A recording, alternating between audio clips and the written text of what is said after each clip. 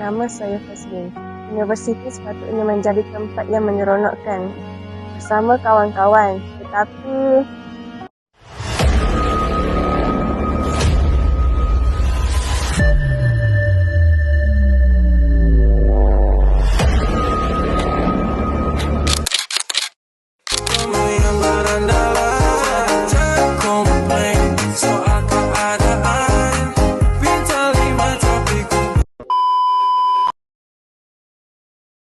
Michelle, jom live. Lama lah tak live. Jom. Fazlin, live pun tak kami live. Nak. Saya lah bawa dia ni. Dia kan jarang dengan kita. Ya kan? Tak apalah, jom. Tengok dia cakap apa. Perempuan yang bertudung cantik. Mana dah. Biasa je lah dia. Dia kan budak kampung. Hello Michelle. Hello Loga. Kau tak mana ni? Saya dekat kampus lama ni. Nanti lepas kelas boleh jumpa tak? Boleh. Kita jumpa nanti kat library boleh ke? Boleh. Loga, lama dah tak jumpa kau. Yelah, lama tak jumpa korang ni. Baik. Korang macam mana?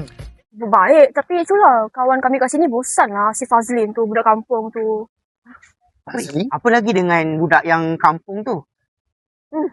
Teruk weh. Ya.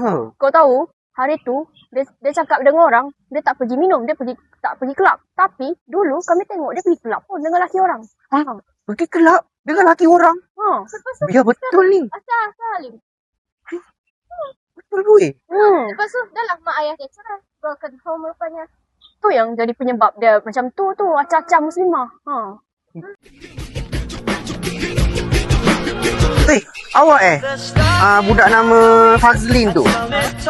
Oh, patutlah kamu duduk dengan tumbuh-tumbuhan ni. Budak kampung kan. Family broken. Saya dengar kamu keluar dengan tu gelap-gelap tu. Awak yang tu. Rumah dengan saya hari Apa yang kau fitnah ni? Yes. Ya orang.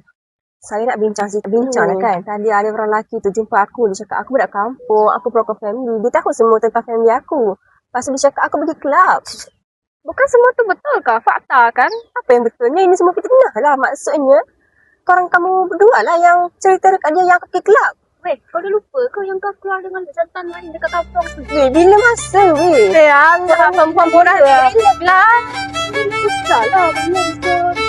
Aku yang cakap gila dekat korang tau. Biar lah. Dekat ni jangan kita kawan. Sabut. Dekat kampung je.